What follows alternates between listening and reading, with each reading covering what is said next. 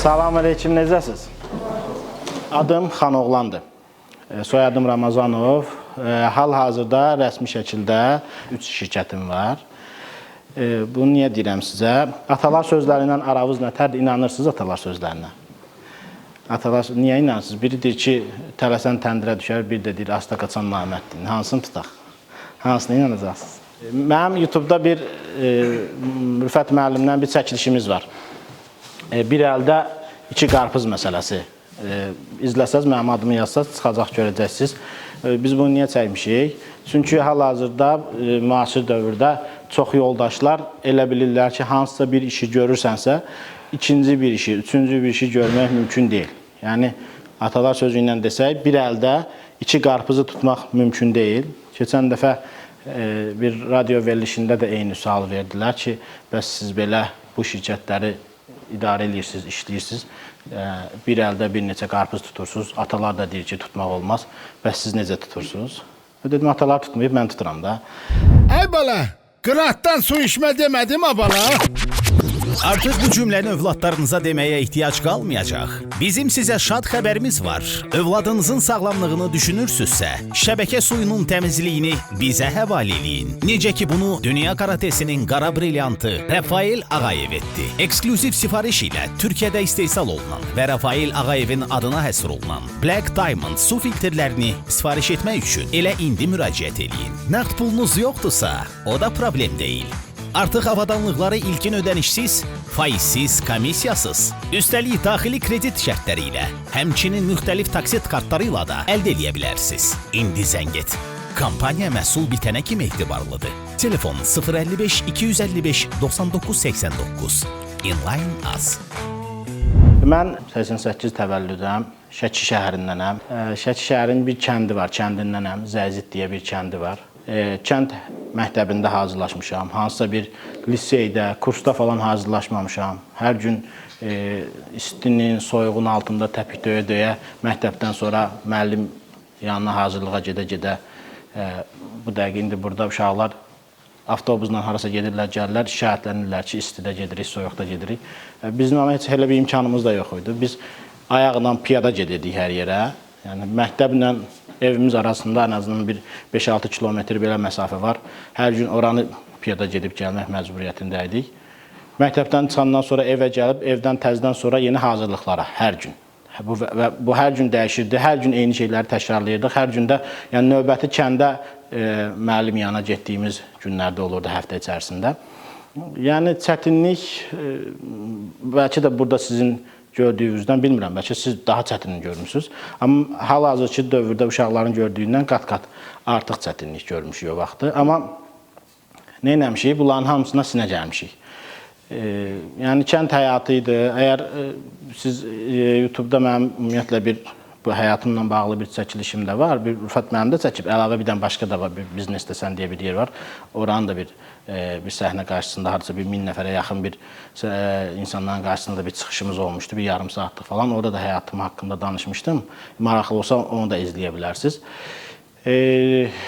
Demək, dediyim kimi, kənddə, orta məktəbi kənddə gedmişəm, oxumuşam, hazırlaşmışam. Məktəbi birinciliklə bitirmişəm. Yəni, indi siz hazırlaşanda necə olub bilmirəm. Ən tez yatanda gecə saat 2-də, 3-də, hətta gecə səhərə qədər yatmadığım günlər olurdu. Atam zorla gəlirdi, deyirdi, bəsdir daha, get yat.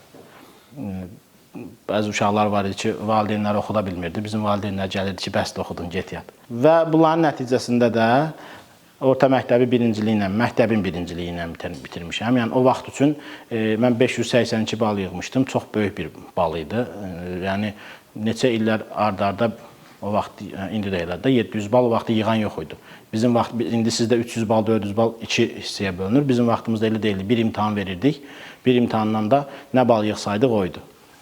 Mən 582 bal yığmışdım. O dövr üçün dediyim kimi, yəni məktəb üçün və kənd məktəbi üçün çox böyük bir bal idi. Düşünün ki, kompüterin yanıb sönmə düyməsi hardandır, nətərdir bilmirdim. Monitor nədir, case nədir, yəni sadəcə görmüşdüm.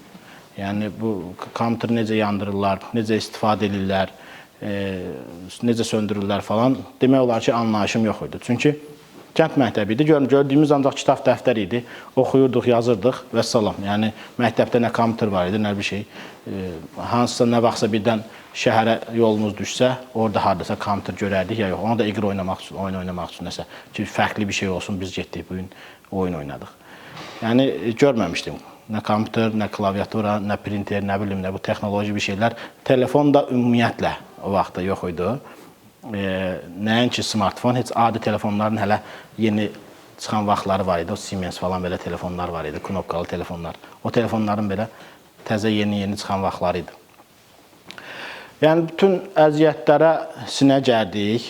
Dediyim kimi istinin altında o qədər təpik döyürdük hər gün evdən məktəbə, məktəbdən evə, sonra yenidən hazırlıqlara.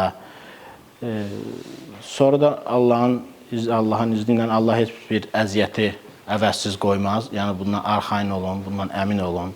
Gələcək həyatınızda da bundan əmin olun ki, nəsə bir əziyyət çəkirsinizsə, bu gün bəhrəsini görmürsünüzsə belə, haçansa onun bəhrəsini əmin olun ki, görəcəksiniz. Bir şəkildə Allah onu qabağınıza çıxardacaq sizin. Allah da əziyyətimizin bəhrəsini belə deyək, bizə verdi. İqtisad Universitetinə daxil olmuşam. 2005-ci ildə məktəbi qurtardım, İqtisad Universitetinə daxil oldum.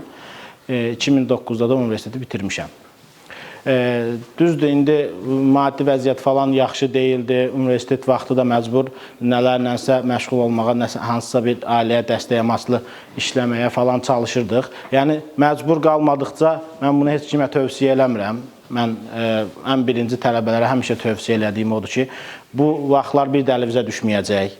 Yəni, universitet qutarandan sonra iş həyatı, ailə həyatı, sorumluluqlar artacaq, çətinliklər artacaq, vaxtınız çox az olacaq, özünüzü təkmilləşdirməyə çox böyük vaxtınız qalmayacaq. Yəni, çox ehtiyacınız yoxdursa, vəziyyətiniz çox da belə deyim, pis deyilsə, heç işləməyin də.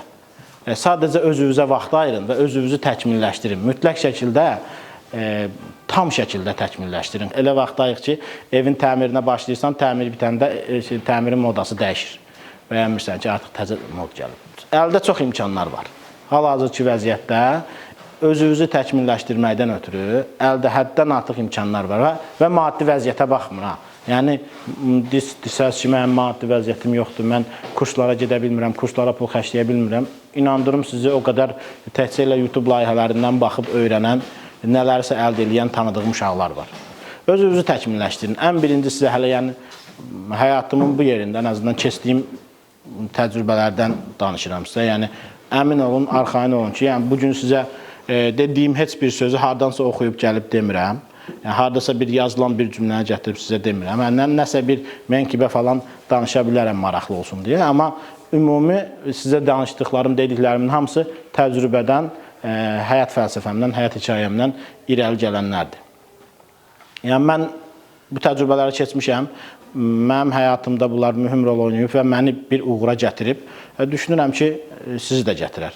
Yəni, ən azından dediklərimi indi eləmək başqa, hər kəsin öz yolu var. Yəni, heç kəsə kimisə yolu ilə getməyi zaten arzulamıram. Hər kəs öz yolu ilə getsin, özünə xüsusi yol cızsın deyə düşünürəm mən. Mən şəxsən həyatımda elə eləmişəm. Kimsə örnək alım və onu nə eləyibsə, eyni şeyləri eləyim.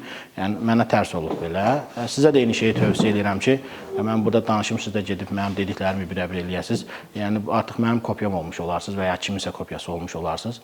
Bizim bir velo qrupumuz var. Səhər durub gedib velosiped və oradan çıxmışım, çıxıb indi gəldim direkt bura. Oradan çıxandan sonra getdik səhər yemək falan. Ondan sonra birbaşa gəlmişəm bura. Bugün 20 kilometr ən azı velosiped sürmüşəm. Yəni, günüm həmişə belə dolu-dolu keçir və buradan çıxandan sonra ən azı bugün həftə sonu olmasına baxmayaraq 2 görüşüm var. Bazar günlərini maksimum şəkildə çalışıram ailəyə ayırım. Amma digər günlərdə işlə bağlı demək olar ki, istər işlə olsun, istər şəxsi belə deyim, özümü inkişaf elətdirmək, idman tərəfi olsun və ya digər aktivitələr olsun, günümün boş vaxtı qətiyyən yoxdur. Daha hansısa vaxtda mən boş-boş nə ilənsə məşğul olum, kimlənsə harada gedim, əylənim falan. Yəni, o şeylərə mənim vaxtım yoxdur. Bəlkə də o şeylərin vaxtı haçansa gələcək, amma bu gün üçün mənə maraqlı deyil də. Bu gün üçün mən potensialımı daha çox işləməyə, daha çox məsələn, sizin kimi tələbələrə nəyisə deməyə və yaxud da daha yaxşı şeylərə sərf eləməyi özümün qabağına plan kimi qoymuşam. İşləmək, məsələn, mən işləmişəm, mənim maddi vəziyyətim o deyildi, mən tələbə vaxtı işləmişəm, afisantlıq falan da eləmişəm, amma dediyim kimi bunu sizə tövsiyə eləmirəm. Ehtiyacınız yoxdursa çalışmayın, o işləməyə də vaxt ayırmayın, özünüzə vaxt ayırın, mükəmməl şəkildə özünüzü təkmilləşdirin. Baxın, biri var, universiteti qurtarandan sonra, artıq hansısa bir iş həyatına başlayanda siz kimisə axtarasınız, nəsə gedəsiniz kiminsə yanına işləməyə. Bir də var ki, sizi axtarsınlar. O bilirsiniz nə gözəl hissdir. Yəni, düşünün ki, universiteti qurtarmışsınız və sizə 4-5 yerdən təklif gəlir ki, gəlin bizim şirkətdə işləyin. Hələ heç bir təcrübəniz olmadığı halda. Bunu eləmək sizin öz əlinizdədir də. Bunu heç kim sizin üçün eləməyəcək ki, yəni dayı-dayınız olmadığı halda. Dayı-dayınız varsa, dediyim kimi, yəni heç çalışmağa ehtiyacınız da yoxdur, aparıb harasa qoyacaq. Amma orada da özünüzü tam şəkildə doğruda bilməyəcəksiniz də. Dayı-dayı da oradakı iş prinsipini öyrədə bilmir axı sənə. Gələr yenə də hardasa nələrsə öyrənəsən. Amma özünüzü çox yaxşı təkmilləşdirin. Mən də universitetə girəndən sonra dediyim kimi, mən çalışmışam, mənim çünki imkanım o deyildi, məcbur çalışmalıydım, afisanlıqla falan məşğul olmuşam. Bir şəkildə özümü, yəni çox da ailəyə yük olmayım deyə, bitər, sudan quru çıxmışıq da, belə deyək. Universiteti də yəni pis bitirməmişəm, normal qiymətlərlə universiteti də bitirmişəm, əlimdən gəldiyi imkanlar daxilində. Ondan sonra hərbi xidmətdən gələndən sonra artıq dövlət qulluğuna hazırlaşmağa başladım. 1 il hazırlaşdım. Orada da birinci turdan maksimum ballarla həmişə keçmişəm. 80-in üstündə, maksimum 100 idi. 80-in üzərində, 87, 88, hətta 90-ın üzərində. Birinci turda, orada da 2 tur olur. O vaxt olurdu, indi tam bilmirəm. Biri test olurdu, bir də müsahibə olurdu. Birinci turlarından həmişə keçmişəm, ikinci turlarda ilişib qalmışam, keçənməmişəm. İndi onun da bəzi səbəbləri var. İqtisadiyyat oxumuşam, iqtisadiyyata marağım olub o vaxtdan. Yəni bank, pul falan bu işlərə marağım olub, maliyyə marağım olub. Allahdan başladığım işdə, yəni o sahə üzrə başladım, o sahə üzrə davam elədim, getdim. 2016-dan sonra yavaş-yavaş başladım şirkətlərlə müqavilələr bağlamağa, şirkətlərdə əmək müqaviləsi ilə işləməyə. 1 il qabağa qədər 15 şirkətdə baş mühasib vəzifəsində əmək müqaviləm var idi. O vaxtdan olanlar hamısı qalmışdı. İndi sonra da izah eləyəcəm niyə qalanları getdi. Bu dəqiqə 9 şirkətdə əmək müqaviləsi ilə baş mühasib vəzifəsində sistem üzərində əmək müqaviləm var. 2020-ci ildə artıq gördüm ki, mən bunu tək başına həll edə bilməyəcəm. Haradasa 25-26 şirkət var idi. Hamısının mühasibatlığını tək başına özüm aparırdım. Və gecə-gündüz işləyirdim. Yəni bildiyiniz gecə-gündüz işləyirdim də. Yəni hər gün saat 2-yə, 3-ə qədər işləyirdim. Bəzən ofisdə işləyirdim, bəzən gedirdim işdə işləyirdim. Əvəzini də alırdım. O işləyəndən sonra gün sonunda ki o əvəzini ki o pul şəklində gəlir sənə, o çox yaxşı istir. İnşallah əliniz pula çatanda onu görəcəksiniz. İşlədiyinizin əvəzini alanda o adama ləzzət edir, o adama stimul olur, həvəs yaradır ki, daha da işləyəsiniz. Biri var, gedəsiniz hardasa 9-dan 6-ya işləyəsiniz, biləsiniz ki, günün sonunda, ayın sonunda 500, 600, 1000, 2000 nəsə əmək haqqım var, onu alıb çıxacağım. Bir də var ki, düşünürsünüz ki, yox, mən bugün nə qədər çox işləsəm, o qədər çox məvacib alacam. Yəni, bu çox fərqli hissdir. Bu iş həyatına başlayanda daha detallı, aydın olacaq. İndi bəlkə də sizə o dərəcədə də mənim dediklərim çatmaya bilər. O həyatı yaşamamsınız deyə. 2020-ci ildə qanun mühasibatlıq deyə maliyyə mühasibatlıq şirkətimi qurdum. Qanun mühasibatlıq xidmətləri. Maliyyə mühasibatlıq şirkətimi qurdum və qabağıma qoyduğum ən birinci məqsəd oydu ki, yəni müştəri sayımdan çox, yəni müştəri sayım Allah yetirər, artar, artmaz, amma əməkdaş sayımı artıracaq. Mən bu dəqiqə 25-in üzərində əməkdaşım var. Əməkdaş deyirəm həmişə, kimsə kollektivindən işçi deyə bəhs eləyəndə çox qızıq oluram, çox narahat oluram. Niyə işçi deyə adama deyirsən? Sanki bir növ deyil, normalda vəzifəsi işçidir də. Yəni ona işçi demək bir problemli bir şey deyil. Amma mən özümdə sanki o adamı təhqir eləmiş kimi sayıram. Ona görə də heç vaxt əməkdaşlarıma işçi deyə, əməkdaşlarımdan bəhs eləmərəm. Həmişə əməkdaşlarıma kollektivim, yoldaşlar deyə, mənim kollektivim, mənim yoldaşlarım deyə bəhs eləyərəm. Və bunun da həmişə onlar qarşılığını qat-qat veriblər mənə, hörmətləri ilə və şirkətdə gördüyü işlərlə. 20-25 nəfər müştərim 2020-ci ildə var idisə, bu gün artıq 110 civarında, 100-ün üzərində müştərim var, işlədiyim şirkətlər var və 25 civarında da əməkdaşımız var. 2023-ün sonunda yoldaşlarla görüşəndə orada demişdim ki, inşallah gələn ilin sonuna sayımız 2 qat olar. Onda hələ 12-13 nəfər idik. 2024-ün sonunda o sayımız həqiqətən 2 qat olmuşdu. Orada görüşəndə dedim ki, inşallah bu ilin sonunda da. İndi bu ilin sonunda 40 nəfər olmağını gözləyirik. İnşallah Allah nəsib eləsin. Yeni illə bağlı bir tədbirimiz olmuşdu, balaca bir tədbirimiz. Orada demişdim hamısına, əməkdaşlara ki, mənə belə həzz verən an ayın sonuncu gün sizlərə əmək haqqı verdiyim gündür ki, sizin üzərində gözlərinizdə o təbəssümü, o sevinci görürəm. Bu mənə ən çox həzz verən gündür, mənə ən çox ləzzət eləyən gündür. İnşallah sizə də gələcəkdə hər birinizə o ləzzətdə, o həzzi yaşaya bilməyi arzu edirəm. Mən şirniyyatı çox sevirəm, çox xoşlayıram. Bir türk dostum var idi. O həmişə görüşəndə türk paxlavası gətirirdi. Türk paxlavası ilə çay içirdik.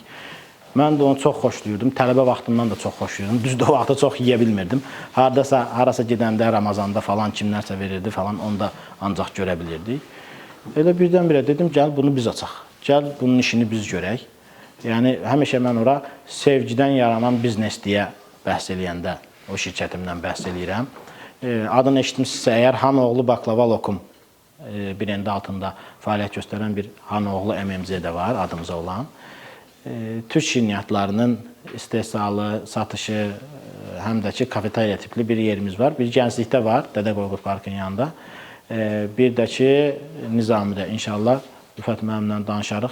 Sizi bir dəfə orada çay süfrəsində də qonaq eləyərik. Səhv eləməmsəm, 2021-ci ildə bu il 3 ilimiz orada da tamam oldu. Hanoğlu Baklavalı Lokum açdıq. Dediyim kimi, həmişə ora sevgidən yaranan bir biznes deyirəm. Yəni, şirniyyata olan sevgidən yaranıb bu biznesimiz. Allah'a şükür, Allah orada da bərəkət verdi. Yaxşı oldu. Sıfırdan bir marka qurduq. Yəni, çox çətin bir şeydir. Biri var, bəlli bir markanı davam eləyəsən, satasan, işini görəsən. Bir də var, sıfırdan bir marka qurasan. Bunu əmələ gətirmək, ərsəyə gətirmək, ayaq üstə saxlamaq asan məsələ deyil. Bu ilin əvvəlində biz ikinci filialımızı da açdıq. Nizamidə, Şirvanşah Müzeyin yanında ikinci filialımızı da açdıq. Biz həmişə paxlavada da, istər mühasibatlıqda olsun, istər paxlavada olsun, izah edəcəm, istər üçüncü şirkətimizdə olsun. Yəni, puldan çox dəyər qatmağa çalışmışıq. Yəni, paxlavadır. Mən, məsələn, ailəmə yedizdirmədiyim nə isə mən orada satmarım. İstehsal prosesində, məsələn, mümkündür də qozun qabığı ola bilər, bir qırıntısı düşə bilər paxlavanın içinə və ya fıstığın qabığı bir qırıntısı düşə bilər. Yəni, bunun üstündə mən istehsalla nə boyda davalara çıxmışam da ki, yəni, nə edirsiniz eləyin olmasın. Və ya yağ, məsələn, mən yağdan elə-belə yağ qoyacam onun içinə, pul qazanacam, mən daha çox pul qazanacam. Bəs sonra axı o pul gətirib evdə ailə və övladlarına yedirəcəksən, bəs o da var axı. Düz olmağın qazandırdığını heç nə qazandıra bilməz. Fırıllaqla, yanlışlıqla, əyriliklə nə isə bir şey bugün əldə eləyə bilərsiniz və o anlıq olar. Anlıq olar, həmən an üçün olar. Uzun müddətli gələcək üçün o sizə heç nə qazandırmayacaq. Əksinə alacaq sizdən.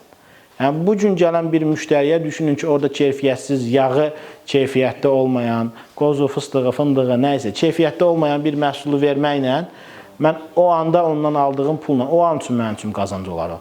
Növbəti vaxtlar üçün o müştəri bir də gəlməyəcək. Və yaxud da ki, mənim mövcud müştərilərimi də aparacaq. Və yaxud da lap o bilməsə belə, onun mənim vicdanımda yaratdığı yer var axı. Mən gecə başımı o yastığa qoyanda bilirəm axı ki, bugün o müştəriyə xarab bir məhsul verdik. O yedi bilmədi, çıxdı, getdi. Bəs mənim öz vicdanım, bəs mənim öz düzlüyüm. Elə 2016-da bizim bir fəaliyyət istiqamətimiz də var idi. Suvarma sahəsində, kənd təsərrüfatı sahəsində mən onu da çox, kənd təsərrüfatını da çox sevirəm. Orada marağım çoxdur. Keçən ilin ortalarındaydı, səhv eləmirəmsə, ondan qabaqçı ilin noyabrında daha doğrusu biz Şəkidə Şəki Agro suvarma sistemlərini açdıq. O ərazidə yox idi. Biz Bakıda o işləri görürdük. Bakıda fəaliyyətimiz var idi, amma Şəkidə açdıq. Şəkidə niyə açdıq? Bayaq sizə dedim ki, yəni əsas məqsədim həmişə fayda vermək olub. Mən zaten burada otururam, işləyirəm və buradan da qazancımı əldə edirəm. Amma o zonada ümumiyyətlə Qəbələ, Oğuz, Şəki-Zaqatala, Balakən falan o zonalarda ümumiyyətlə yoxdur, çox sahibkarda yoxdur deyə cəmaət orada gedib nəsə vəsait ayırıb orada nəsə iş görmək istəmir. Yəni məsələn suvarmanı, orada suvarma məhsullarını orada açmaq istəmir ki, onsuz da çox getməyəcəm, mən burada çox qazanmayacağam. Amma cəmaət əziyyət çəkir. Nəsə adi bir şey lazımdır, durub ondan ötürü Bakıya gəlirlər və ya Bakı ilə əlaqə saxlayırlar ki, nə isə göndərsinlər. Sırf yəni region sahibkarlarımıza fayda vermək adına orada getdik Şəki aqro suvarma sistemlərini açdıq. Oranın həm icra hakimiyyəti də bizim açılışımızda iştirak eləmişdi, gəlmişdilər. Dəfələrlə olub ki, sahibkarlara getmişik, suvarma sistemi barədə, bunun önəm barədə məlumatlar vermişik ki, bundan istifadə edəsəz, sizin fəaliyyətiniz, məhsuldarlığınız nə qədər çox olar. Hal-hazırda o saydığım həm qanun mühasibatlıq, həm Hanoğlu baklava lokum, Hanoğlunu hamı elə bilir, Türk markası deyə, adı da Türkiyədən gəldiyini bilir, amma öz adımızla bağlı eləmişik, Xanoğlan, Hanoğlu belə. Bir də Şəkidə Şəki aqro suvarma sistemləri. Bu 3 şirkətin hal-hazırda rəhbəriyəm.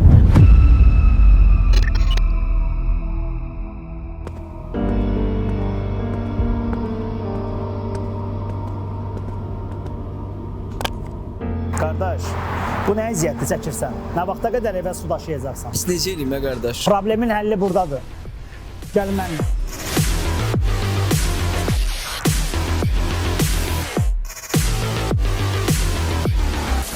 Black Diamond ilə suyunuzu evinizdə özünüz istehsal edin. Həm su daşımağa son qoyun, həm də keyfiyyətindən tam əmin olun. Ceyranı parçalayan aslan misalı var bir dənə.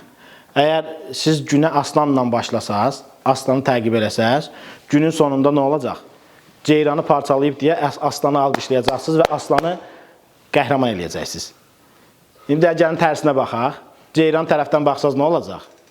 Aslanı zalim görəcəksiniz ki, bir ceyranı parçaladı. Ona görə kimin yanında durduğu, hansı safda durduğunuzu, yan görəvinizdə kimlərin olduğuna diqqət eləyin. Həyata, işə gedib gələrkən, yəni dostlarınızı düzgün seçin. O məsəl var ki, 3 nəfər axmaqla otursan, 3-dən biri sən olacaqsan. 3 nəfər uğurlu insanla otursan, 3-dən biri sən olacaqsan. Yəni şans məsələsi var da, şans da göydən düşmür. Şansı da insan bir növ özü-özündə yaratmalıdır da. En azından şanslı ortamda olmalısan, şanslı adamların ortamında ol ki, sabah onlardan sənə bir nəsə dəstək gəlsin. Onlardan biri də sən olasan. Düzdür, indi işləyirik, çalışırıq, nə qədər şanslıyıq, işlədiyimizin əvəzini nə qədər alırıq, bayaqdan bunlar haqqında danışdım.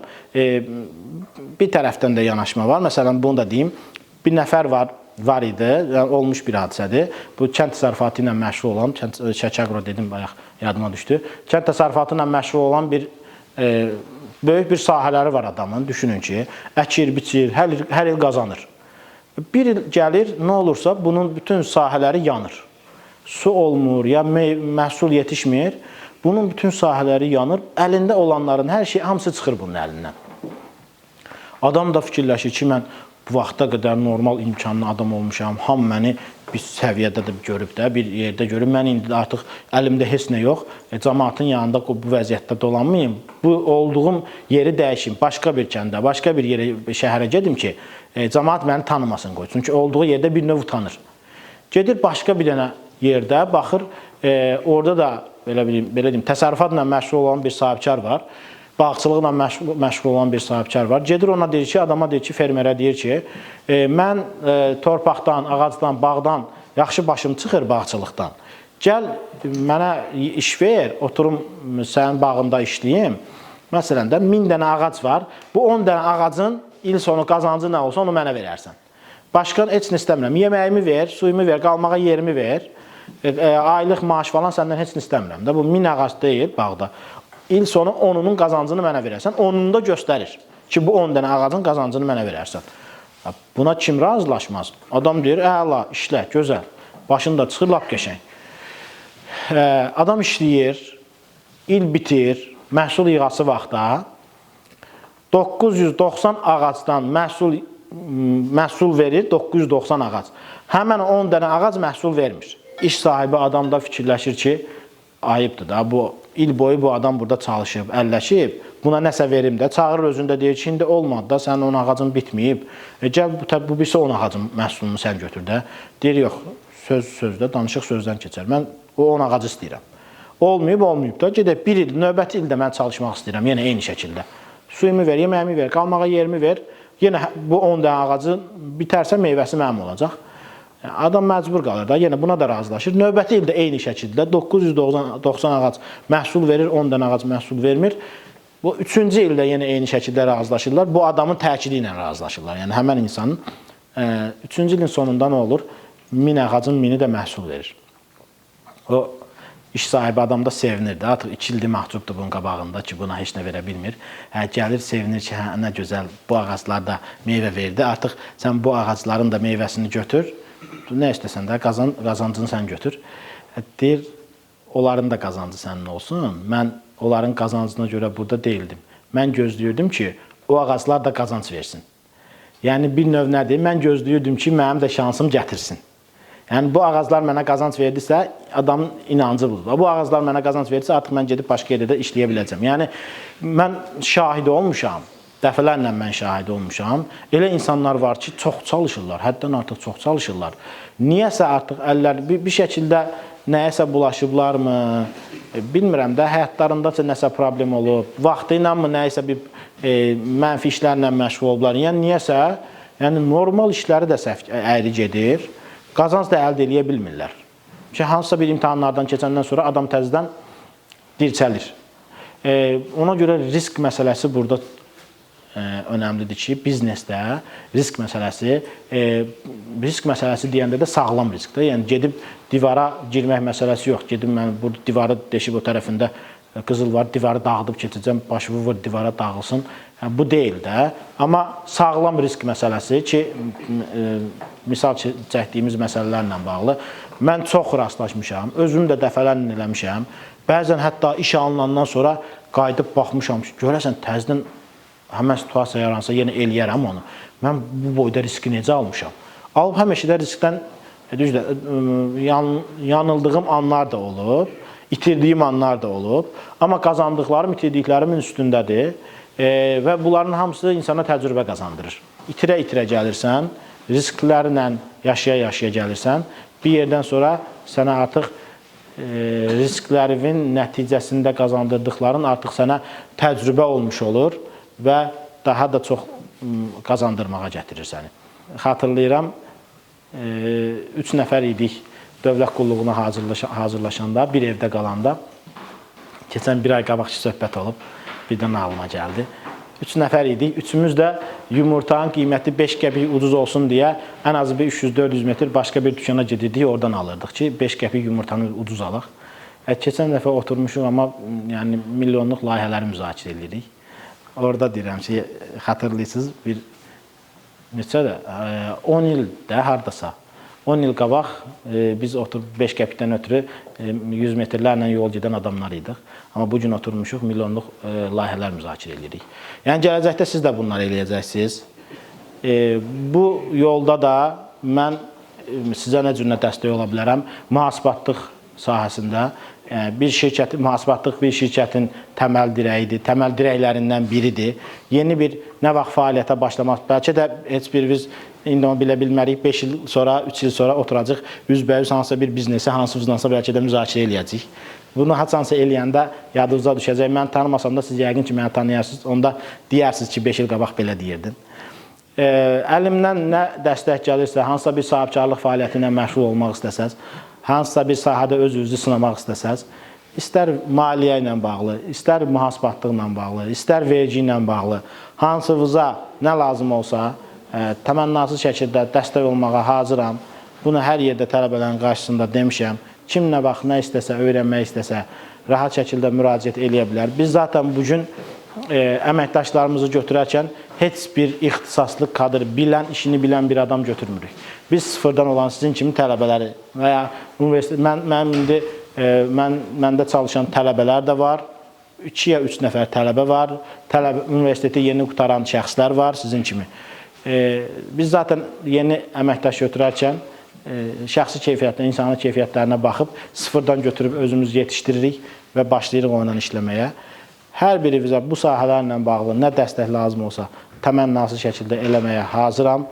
İnşallah ki, hər birimizi gələcəkdə uğurlu bir sahibkar kimi görmək nəsib olar. İlk sualımız belədir ki, bir sahibkarın motivasiyası daha çox şəxsi maraqlara əsaslanmalıdır, yoxsa cəmiyyətə xidmətə?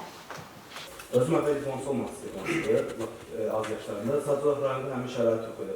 Və indi baxıram uşaqlara, həqiqətən idmana həvəsli olan uşaqlar çoxdur, şərait yoxdur. Yəni istəyirəm ki, onlar üçün köməkli edin. Sadəcə olaraq, yəni indi elə bilmirəm, inşallah ki, yəni əlimdə o imkan olandan sonra inşallah yəni ən böyük arzumuz ki, o uşaqları köməkli edin, o uşaqları göstərin. Bəyin fikrini alqışlayaq, hamımız bilən. Çünki vaxtı ilə o fikirlərlə çox yaşamışam, o fikirlərlə çox fikirləşmişəm ki, Allah mənə çox versin, mən də kimlərəsə dəstək olum, kimlərəsə kömək olum. Allah şükür, yəni, amma Allah verəndən sonra da eləmək lazımdır, olar. Yəni, bir məsəl var, edir, təyyarədə olanda adamlarına nə cicis fikirlər gəlir. Biri təyyarədə uçur, ateist olur da, deyir, buradan düşən kimi namazat qılacam. Təyyarə də gedirmiş də, dağılacaqmış. Nəsə pilot onu normal endirir, düşəndən sonra deyir, havada olanda adamın ağlına nə cici fikirlər gəlir. İndi sən də bugün o durumda deyilsən, bunu fikirləşirsən, İnşallah Allah o durumu və fikirləşdikcə deyirlər, evrənə mesajlar göndər, sənə geri dönəcək. Yəni, mən o şəkildə düşünmürəm onu, yəni, nəsə evrənə mesaj göndər, sənə geri gəlsin. Amma insan fikirləşdikcə ki, yaxşı əməllər haqqında düşündükcə bir şəkildə Allah ona imkan verir ki, onları eləsin. Allah da inşallah o imkanı versin ki, onu elə, onun həzzi də çox başqa bir həzdir. Yəni, axşam gecə başını yastığa qoyanda, fikirləşəndə ki, kimlərəsə bugün təmənnasız dəstək olmuşsan, kimsə sənin elədiyin nəyinsə bir şeyin sayəsində bir yerə gəlib, yəni, o çox böyük bir belə deyim, həzdir. Məsələn, Rüfət müəllim bugün bilirsiniz, nə qədər idmançılara təmənnasız çox böyük xidmətlər göstərir. Zalda nə qədər xidmətlər göstərir. Nə qədər idmançı bugün motivator sayəsində, Rüfət müəllim sayəsində tanınıb, qabağa gedib. Yəni, bundan yaxşı nə var? Yəni, o qədər insan hamısı ona dua edir. Bundan gözəl heç nə yoxdur. Motivator Fitness Klub sizi daha sağlam, daha energetik və daha özgüvənli hiss etməyiniz üçün fəaliyyət göstərir. Burada müasir avadanlıqlarla təchiz olunmuş fitness və crossfit zalından və yalnız xanımlar üçün fəaliyyət göstərən idman zalından istifadə edə bilərsiniz. Həmçinin fitness food restoranımızdan dietik yeməklər sifariş verə bilərsiniz. Peşəkar məşqçilərimizin nəzarəti altında Motivator Fitness Klubda qollarınızı gücləndirin. Özünüzü daha yaxşı bir formada görmək istəyirsinizsə, həmən ilk addımı atın və bizə qoşulun. Motivator Fitness Klub. Məqsədlərimizə birlikdə nail olaq. Sahibkar olmaq üçün hansı əsas xüsusiyyətlər sizə daha vacibdir? İlk öncə dediyi kimi ətraf çevrəni yaxşı tutmalı, ən böyük faktorlardan biridir. İnsana düzgünlük, özüm də bu yaşıma qədər çox təsdir eləmişəm ki, həqiqətən düzgünlük ən böyük ərdəmlərdən biridir, yəni insanın çox kömək gəlir. Ya ki, Allahla olmaq, yəni həqiqətən. Allahla olmaq çox gözəl bir şeydir, insana çox gözəl hiss etdirir, yəni insanları qabağa atır. Düzgünlük həm işdə, həm şəxsiyyətdə sizin dediyiniz kimi çox insanı irəli aparır. Allah, alqışlayaq.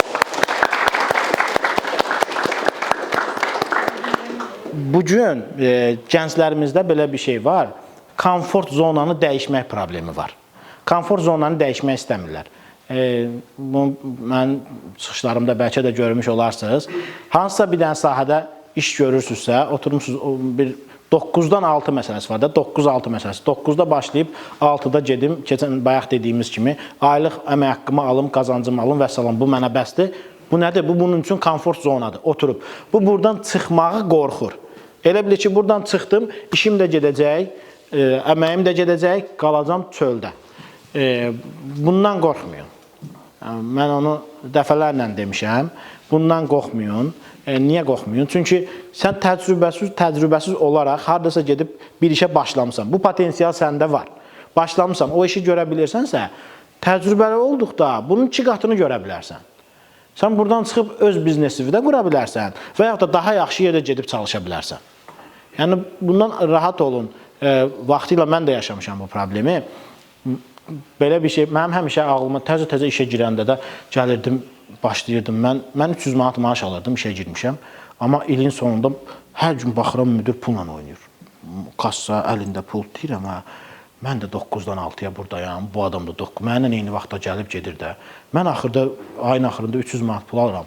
Bununla hər gün pul sayır. Yəni adama o məsələ var da, bir qibtə eləmək var, bir də başqa bir şey deyirlər, həsəd aparmaq var da. Yəni həsəd aparmaq mənfi bir duyğudur da, yəni paxıllıq çəkməkdir də. Yəni bunu tövsiyə eləmirəm, bunu eləməyin heç biriniz.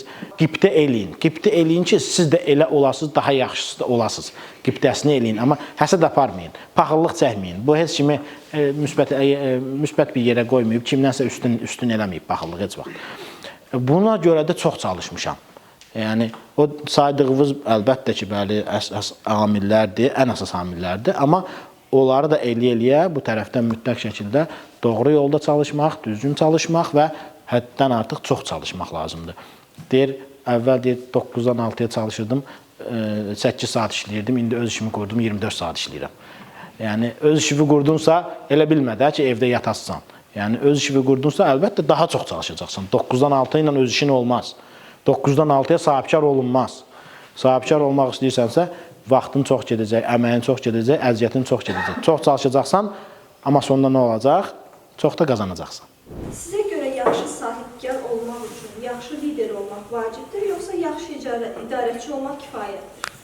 İdarəçi, lider həm onlara dostum olur, həm də bütün keyfiyyətlər var onda.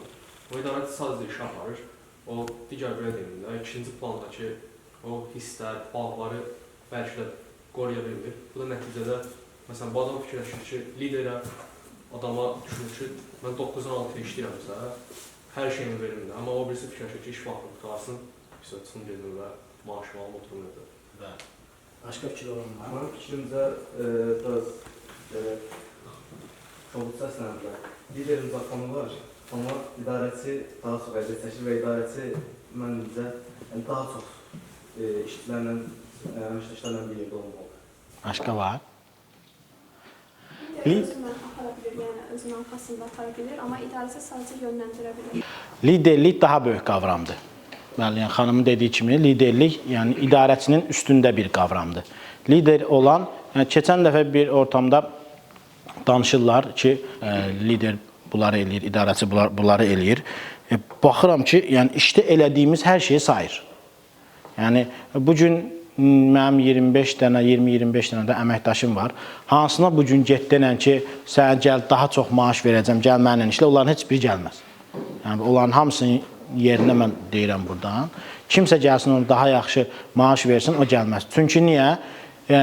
Bir lider, yəni əməkdaşları ilə elə rəftar eləməlidir ki, yeri gələndə onların problemlərini həll eləyə bilsin. Yeri gələndə onlara bir valideynlik də eləyə bilsin. Yəni tək bir iş prosesi yaratmasın, iş şəraiti də yaratsın. İşdə oturan əməkdaşlar özünü evindəki kimi hiss eləyə bilsin, rahat işləyə bilsin. Yeri gələndə onları əlavə motivasiyalarından təmin eləyə bilsin. Yəni, ehtiyaclı bir gəzinti təşkil eləsin. Dediyim kimi, iş prosesindən çox iş şəraitini düzəlsin. Yəni, düşünün ki, bir 20-25 nəfər adam gəlir, hər günorta vaxtı hamı yemək yeməlidir də. Hərə evdən bir banka yemək gətirib, hərə girir kuxnada, o isidir yeməyi, onun yeməyi buna qarışır, bununki ona qarışır və nə yaranır? Narahatçılıq yaranır da. Amma sən biraz əziyyət çəkib, hamıya normal yemək versən, öz işində o şəraiti yaratsan, normal yemək verə bilsən, bu həm də sənə qazandıracaq. Bu nədən qazandıracaq? Pul şəklində fikirləşirsən ki, mən ona yemək verdim, məndən çox, bu neçə ortamda mən dost tanışlarla həmişə müzakirə edirəm. Yəni, yemək vermək heç vaxt sənə zərər deyil də. Yəni, fikirləşirsən ki, bugün mən ay sonunda 3000, 4000, 5000 nəsə də əlavə pul xərclədim yeməyə, amma düşünmürsən ki, vaxtdan qazandım. Mən həmişə deyirəm ki, mənim əməkdaşlarımın işləməsi üçün maksimal şərait qurulsun. Yəni, adi bir də suda problem olanda o suyun həll olması üçün hamını səfərbər eləyirəm də, tez düzəldin, kimsə o ilə bağlı bir problem yaşamasın. Nə bilim, başqa bir, əgər kondisionerdə bir problem varsa səfərbər eləmiş, o adam oturduğu yerdə narahat olmasın. Otur, rahat işləsin orada. Yemək məsələsini xüsusi özlərinə deyin. Hansı menyunu istəyirlərsə, hansı yemək istəyirlərsə, o yeməyi bişirin. Ümumi qərar verilsin, o yemək bişsin. Adam fikirləşməsin ki, mən burada gəlib nə yedim, nə içdim. Yəni, bura gəlməyinə peşman olmasın da. O məsələ var idi ki, sənin internetindən istifadə eləməklə özünə başqa yerdə iş axtarmasın. Yəni, CV göndərməsin başqa yerə. Yəni, çox təzadlı bir vəziyyətdir də. Oturub, gəlir sənin işində oturur, sənin internetindən istifadə edir, amma başqa yerə CV göndərir. Yəni, mən bunu yaşamaq istəmirəm. Yaşamaq istəmirəm deyə də, istəmirəm o şəraiti yaradam ki, mənim əməkdaşlarım elə bir şey eləsinlər. Zaten onu eləsələr də, eləməzlər deyə düşünürəm, görməmişəm. Eləsələr də yəqin ki, gəlib mənlə oturub onun söhbətini eləyərlər. Bir fikirləşin, dünyaca məşhur sahibkarsınız, müəyyən qədər özünüzə bir şeylər yaratmışsınız və çox böyük bir uğurlu bir sahibkarsınız. O zaman uğur və xoşbəxtlik, sizcə hansı daha çox sizi xoşbəxt edərdi? Məsələn, mən özümdən yanaşsam, maddi cəhətdən güclü olanda özümü çox xoşbəxt hiss edirəm yəni şəxsən. Amma təbii ki, insanlar üçün təşəkkür olmaları. Uğur da bu xoşbəxt olmamızın səbəblərindən biridir. Məsələn, mən universitetə girəndə xoşbəxt oluram, elə ki, məsələn, uğur əldə edəndə xoşbəxt oluram. O, bir müddət sonra çox sadə gəlir insana və bir yerdən sonra daha böyük hədəflər qoyursan qabağına da, daha böyük şeylər əldə etmək istəyirsən ki, xoşbəxt olursan. Uğur fərqli faktordur. Hər insana görə dəyişə bilər. Bəzi insan uğuru pulda görər. Deyər, mənim bugün çox pulum varsa, mən uğurluyam. Bəzi insan uğuru, məsələn, deyək, 50 dənə tələbəni oxutmaqda görər. O tələbənin üzərindəki sevincindən görər. Nə bilim, bəzi insan uğuru gözəl ailəsi ilə bilər. Deyər, mənim bugün qəşəng ailəm var, mən uğurluyam. Yəni, insana görə dəyişər, uğur fərqli faktorlardır. Təbii ki, xoşbəxt olmaqda, yəni insan artıq hər kəsin daxili bir hissi var, bir yaşantısı var. Hər kəsə görə xoşbəxtlik, ona xoşbəxtlik yaradırsa, sevinç verirsə, o odur. Xanımın dediyi kimi, yəni xanım deyir, mən uğurlu olanda özümü xoşbəxt hiss edirəm. Biri deyir ki, mənim çox pul olanda mən özümü xoşbəxt hiss edirəm. Yəni bu da dediyimiz kimi, hər insan keyfiyyətinə görə dəyişəcək bir şeylərdir deyə düşünürəm mən də. Bir dəfə böyük bir bizneslə bağlı bir dostumuza təklif verdim ki, yəni bir haradasa $1,5 milyon bir layihə idi. Oraya $1,5 milyon pul yatırmaq, vermək lazım idi ki, o iş dirçəlsin, ayağa qalxsın. Ona dedim ki, adam dedi ki, o nətər adamdır, iş sahibi, pulu istəyən adam, hansı ki, investisiya istəyir. İnvestisiya verən adam deyir bu mənə ki, o investisiya götürəcək adam nətər adamdır. Mən də dedim ki, yəni, mən onu azdan çoxdan tanıyıram, həm də insanın üzünə baxanda bilmək olur da. Bu söz ağzımdan hələ qutarmamışdı. Dedi, mən artıq deyir, onu bilmirəm. Mən artıq insanın üzünə baxanda bilmirəm. Yəni, artıq insanlar o qədər cilddən cildə girirlər ki, o inam məsələsi çox itib. Yəni, bu cür inamla hərəkət eləmək çox nadir hallarda baş verir də. O güvən məsələsi, inam məsələsi tək-tük insanlarda qalıb. Mənfəət əldə eləməkdən ötürü bu gün hər sözü verirlər, amma işə gəlib çatanda heç birinə əməl eləmirlər. Ona görə o inam məsələsində çox ehtiyatlı olun. Yəni, inanıb çox böyük risklər ala bilərsiniz və çox böyük zərərlər eləyə bilərsiniz inanmaqla. Planlama məsələsi bir sahibkarın həyatında, bir biznesi normal inkişaf elətdirməkdən ötürü, qurmaqdan ötürü təbii ki, planlama önəmlidir. Ən birinci amilidir özdə. İşə başlamadan planlamanı normal eləmək lazımdır. Hər detalı ilə. Yəni, bunun neçə nəfər işçisi olacaq, hardan nəsə alırsa, satırsa, hardan alacaq, hara satacaq, vergisi nə olacaq, o xərci nə olacaq, bu xərci nə olacaq. Bu gün bizim sahibkarlarımız da var. İndi biz mühasibatlıq tərəfindən baxırıq deyirik də. Bugün sahibkarlarımız bir şirkət qururlar, nəyisə alırlar, satırlar falan filan. Bir yerə çatanda deyirlər ki, bu hesabat vermək lazımdır, bunun mühasibatlığı da var. Oradan sonra görürlər ki, ondan sonra bir mühasiblə razılaşırlar. Mühasib gəlir, bunun vəziyyətini ortaya çıxardır. Adam baxır ki, əslində burada zərər eləyib. Halbuki alıb satıb amma qazanmışdı. Amma digər o birisi vergidir, mərcidir falan da bəzi bunun görünməyən şeylərini adam özü görmür. Bunu mühasib izah eləyəndən sonra adam görür ki, zərərdədir. Və neyləmiş oldu? Planlamasını düzgün qurmamış oldu. Yəni, bir sahibkarın, bir biznesin normal inkişaf üçün planlama çox önəmlidir. Bu arada Rüfət müəllim gəlin bir dənə alqışlayaq.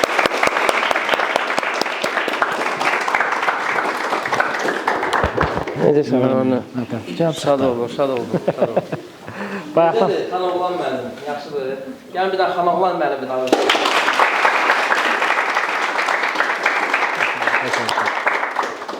Nətərdir? əla, gənclərlə söhbət edirik. Xanoğlanın dünən ad günü oldu. Gəlin Xanoğlan müəllimi alqışlayaq. Xanoğlan müəllimi təbrik edirik. Dünən deyirəm 18 yaşın oldu. Deyir hə inşallah. Deyir nə deyir 18-dən şirkət qurmuşam. Deyirəm hə Allah qoysa qurarsan Allahın köməkliyi ilə. İndi burada kim biznes qurmaq istəyir? Əlini qaldırsın zəhmət olmasa. Qurmaq istəməyən bura nəyə gəlir? Qurmaq istəməyənlər əlini qaldırsın. Hansı ki istəmirlər biznes qurmağı. Görürsən hamı belə sualı mən biraz düzgün cür vermədim də. Biz vaxtı ikən biz də sizin yerinizə idik, həqiqətən. Əlbəttə. Biz də vaxt olub ki, məsələn hansısa bir treninqlarda, indi düzdür, o vaxtlar belə imkanlar yox idi da. Biz harda gördük sahibkarı gedək. Sosial şəbəkə, Instagram, yox idi belə bir şey. Biz harda nə var idi bizdə? Bizdə heç nə yox idi da. Yox idi. Nə bilim, Adnaklasnik idi ki, ora biz biraz girmirdik. Vaxtımız yox idi. Ora girməyə nəsə baxama internetdə. O vaxt internetə gəlir chat, nə bilim, nickname, nə bilim, nə oturub yazışırdılar. Həvəsdən düşməyin. Ay mənim heç nəyim yoxdur. Mən heç nə. Sizin ən vacib olan bizdən artıq bir nəyiniz var. Nəsə hansı ki, sizdə var, bizdə yoxdur. O vaxt məsələsi. Bəli. Sizin 18-19-20 yaşınız var. Bizim düzdür, məndən yaşlıdır. 5 yaş məndən böyüdür. Mənim bu yaşım var, Xanoğlan 35 yaşı var. Belə baxanda kiməsə görə biz nəyisə əldə etmişik özümüzə görə. Ancaq sizin şansınız daha çoxdur ki, müəyyən bir 35-40 yaşınızda sizdə əldə etdiyiniz nailiyyətlər, uğurlar bizimkindən 2 dəfə artıq olsun. İstəməyənin gözü çıxsın. Yəni gözümüz çıxdı. İstəməyənin gözü çıxdı. İstəyirik ki, gəlmişik bura məsəl. İstəyirik ki, həqiqətən nədir? Bir neçə ildən sonra da ən azından bir hansısa bir, bilmirəm də o vaxtı bir 10-15 ildən sonra hansısa sosial şəbəkə olacaq. İndi TikTok, Instagram, onda nə bilim, nəsə belə başqa bir şey. Orada görəcəksən ki, məsələn, adın nədir sənin? Hə? Səlim demək olar ki, hər tədbirdə buradadır. Başdan əvvəl, hamı demək olar ki, başdan əvvəl olan uşaqlar.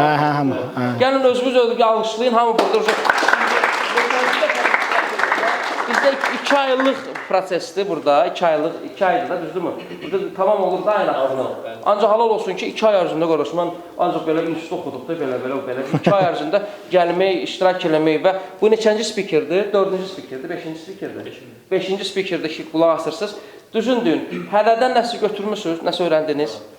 Biraz bu 2 ay ərzində özünüzdə fikir formalaşır. Mümkün deyil, bu 5 dəfə, 6 dəfə, 5-6 spikerlə gələsiniz burada görüşəsiniz. Bir neçə həftədir, 6-cı, 7-ci həftə. Heç nədə, yəni özünüzdə dəyişikliklər olmasın. Səni bir-iki dəfə danışmışıq.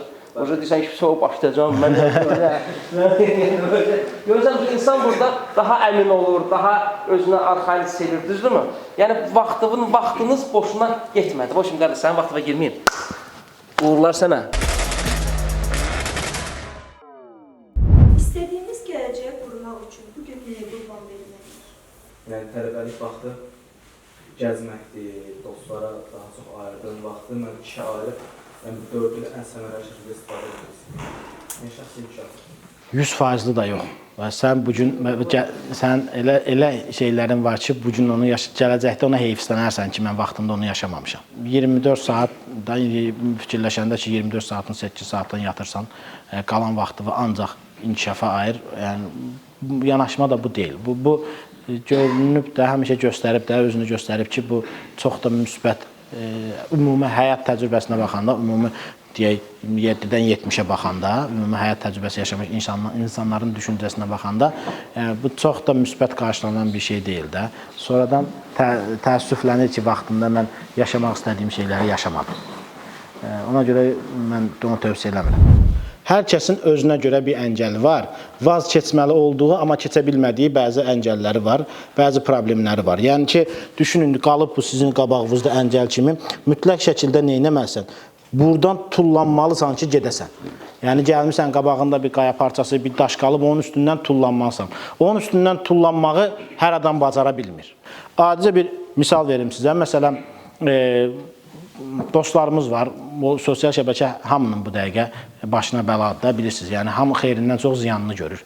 Məsələn, mənim TikTokum yoxdur. Yəni, adıma olan TikTok var, sadəcə orada işinlə bağlı falan paylaşımlar edir, onu da SMS eləyir. Mən özüm işlətmirəm. Telefonumda burada nə TikTok var, nə Instagram var, nə Facebook var. Amma üçündə də varam.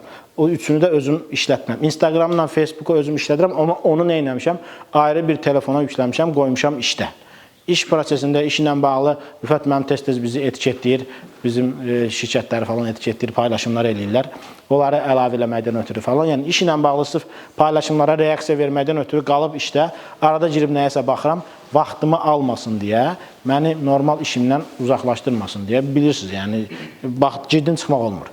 Şəkil var idi, dünən görmüşdüm əslində, yaxın yoldaşlardan biri paylaşmışdı. Gecə bir dənə evin işığı yanır, qalanların hamı yatıb da, gecə saat 2-də 3-də adam işləyir kompüter başında. Şanslı dedikləri adamdakı o şans. Mən gecə saat 2-yə 3-ə qədər işləyim, sabah gedim, nə bilim, bir normal maşınım olsun, normal evim olsun, kimsə də mənə desin ki, şanslıdır. Və şans gətirdi, onu əziyyət çəkirəm, öyrən burada. Gecə gündüz işləyirəm, indi Allah bərəkət verər, verməz, o başqa məsələdir. Amma mən sən gedirsən 6-da evində yatırsan, mən axı əziyyət çəkirəm, işləyirəm axı. Qoy heç olmasa bu şans olmasın da, biraz da dinə əziyyət çəkdi. Mən dünən saat neçədə yeməyə getmişəm, 4-ün yarısı gecə. Yəni? İnvestorlarla görürüz, nə bilim, istərsəməz gün ərzində hamı işdə olur. Bizim görüşlər bir sənə 6-dan 7-dən sonra başlanır görüşlərdə, ondan görüş, bundan görüş, müəyyən bir proyektlərlə bağlı. İstərsəm iş genişləndikcə də, o aydın məsələ sosial mediada, o dostlar, ətraf olduqca da sənlə görüşmək istəyən insanların sayı çoxdur. Və gecə saat 3-də gelirsən, səhər 9-da 10-da durursan, 6 saat, 5 saat yatırsan, ancaq bu tərəfdən də baxırsan ki, deyirsən, o işığı yanır, o işləyir də, düzdür mü? O birlər yatır, istirahət edir, ancaq öz sağlamlığına ziyan verir. İstərsəmiz gecə vaxtı bilirsiniz də, insanın qarmonları gecə vaxtı oyanır da. Ona görə saat 11-dən saat 10-dan yatan adam 4-ə kimi, 5-ə kimi daha sağlam olur. İndi biz onu demirik ki, gecələr işləyin. Yəni, axırda gözümdə qındıram ki, mən niyə belə edirəm? Yatıram, yatanda görüm, belə bir tərəfsə belə ayrıram da, bildiğin necə, o qədər gün ərzində sən şeydə olursan ki, o şey... Stresdə. Stres deyil, stres deyil. Onlar qurusqadır da. Gündəlik, oradan yığırlar filan yerlərin, filan şey oldu, oradan yığırlar filan kəs gəldi. Sən hər gün nəyə hazırlaşmalısan da? Dostum bir dəfə bir dənə kitab məsləhət görmüşdü. Deyir, çox qəşəng kitabdır və sonra oxu. Dedim, kitab oxumağa vaxt hardadır da. Deyirəm ki, bəs biz bütün yollarda orada budur. Deyir, yollardasan qəşəng də, əla. Flaşkada verim, belə səsli də. Maşında qulaq as. Rəhmətliyin oğlu, sən nə bilirsən, mən maşında nə çəkirəm. Bütün günü o zəng, bu zəng, o zəng, bu zəng. İndi yəni bu qədər mənfi də fikirləşməyin, sahibkarlıqdan da cəmaatı qorxuzmayaq. Gecə gündüz yatmayasınız, əylənməyəsiniz. Yox, gecə-gündüz sadəcə biraz çox götürürük. Gecə-gündüz yatmamaq sahibkarlıq demək deyil ki. İdmançı da ola bilərsən, nə bilim, hansısa bir ixtiraçı da ola bilərsən. Bir dənə biznesmenlər yatmır ki. Həyatda uğur qazanan insanlardan söhbət gedir ki, nəyisə əldə etmək üçün sən yatmamalısan. Yəni, yatmalısan, yenə də belə baxanda deyirik, yatmalısan. Bayaqdan ondan danışırıq da ki, orta nöqtəni tuzdurmaq lazımdır. Yatmaq da, durmaq da, gəzmək də. Fitnessdən danışıram, burada düz gəlmir də. Buradan deyirəm, yatmamalısan, burada fitnessdəki sağlam qida, nə bilim, nə saat ondan olur, getdiyi kimi. Yəni, başa düşün, yəni əslində insan onu da eləyə bilər, bunu, yəni düzgün eləyə bilər də bunu. Düzgün özünə, necə, disiplinli qrafik yaratsa, Ronaldo'nun özü milyarderdir, düzdürmü? Adam, nəyə görə milyarderdir? Disiplinə görə. O bizim kimi də öyle, gecə saat 2-də 3-də gəldi, getdi. Saat 7-dən 8-dən durur, gedir məşqinə. Bir adam deyir ki, ümumiyyətlə 24 saatı bölüb 8 saata, belə 3 saat bir yatır, 2 saat bir yatır. Deyirəm, o necə edir? Xoşbəxt adamdır da, gedir, yatır, durur. Yəni, o qədər də şey var, biznesi var, otelləri var. İspaniyada olanda Madriddə, Ronaldo otelin qabağında durmuşam, Cristiano Ronaldo otel. Biz 50 kvadratlıq ev gücünü alırıq. Gecə gündüz yatırıq. Bu adam otelis yadından çıxıb ki, Madriddə otel var. Mən şəhərin mərkəzində. Ayda orada 50 bin pul. Gör şeyə bax da, insanda olan o urubindən, o level'a bax da. Yenə deyirəm, o vaxtıkən görmüşsünüz də, çölü süpürürdü, atası rəhmətə getmək. Çox belə əziyyətli bir yolla keçib. İndi oğlunu da hazırlayır, oğlu da futbolist olacaq. Özünə söz verib ki, oğlunla bir yerdə oynayacaq, sonra futbol olacaq. Dəlidir də bu adam, nə deyir? Hədəfləri yüksək qoymaq lazımdır. Yəni o Ferrari dediyin əlbəttə ki, 07 pedagoglu 07 istəyən 07-yə çatanda hədəfi olacaq, amma hədəfi Ferrari qoy ki, ən azından Mercedesi rahat alasan da. Bir də məsələn Ferrari qarşı bir şey demirəm, Arif xəttinə deyər, birdən deyər ki, Ferrari məsələn, prosta mən necə deyim, mən Ferrari məqsəd qoymuşam da, Lamborghini məqsəd qoyum. Mən hansı bir iş məqsəd qoymuşam, nə bilim, hansı bir biznes məqsəd qoymuşam. İndi insan fikirləri müxtəlifdir. Sən Arif Ferrarisi olacaq məsələn. Məndə də bəlkə oldu, məsələn, qismət, nə bilmiyorlar, bəlkə 96-nın Ferrarisini aldım, sürdüm elədim. Nəsəbiyyətim belə bir şey oldu, neysə. Ancaq mən nə demək istəyirəm ki, hər bir xəyalı var da, sənin də xəyalın inşallah Ferrari'dir. Allah Teala sən Ferrari qismət eləsin. Bizi də gətirir, Şirfət müəllim, gedək bir dənə Qrup bir dənə şey eləyim inşallah. Biz də oturaq sənin yanında, açıq taxaq deyək ki, bax görsən. Bayaq deyirəm yoldaşlara ki, gün olacaq, bəlkə də 4 il, 5 il sonra oturub hansınızdansa bir biznesi müzakirə edəcək, mühasibatlığını danışacaq sizinlə. Bəlkə də sən də hansısa birinin həyatını çəkərsən. 100%. İnşallah. O qədər olub ki, idmançı mənə deyib, sən mən çəkəcəksən, 2 ildən sonra nəfər çəkmişəm. O qədər birinci olub ki, bu deyib ki, məsələn, baxıb, Kreativ Samir var idi. Arifin verişinə, bax, kim verişinə baxıb, verişdə deyir ki, Arifə baxdım, dedim, bax, gələcək Rüfət mənə çəkəcək. Elə də oldu, gördüm, görüm ki, yanımdan çəkirəm. Hər şey mümkündür, inşallah. Tək ki, o vaxta kimi biz də gələk çıxaq, yəni də fəaliyyətimizi davam etdirək, çətindir, çalışırıq, davam edək. Necə, xoşda gəldi? Həqiqətən. Allah mənim sağ olsun, ürəklə, canla, başla, adam əməlini başlı. Hə, görəməmsən, yaxşısan. Yəni, çox gözəl keçdi, mənim də xoşuma gəldi. Azdır burada olsam, ancaq ki, yəni, çox xoşuma gəldi. Motivatorlar Uğurlu gələcəyə doğru.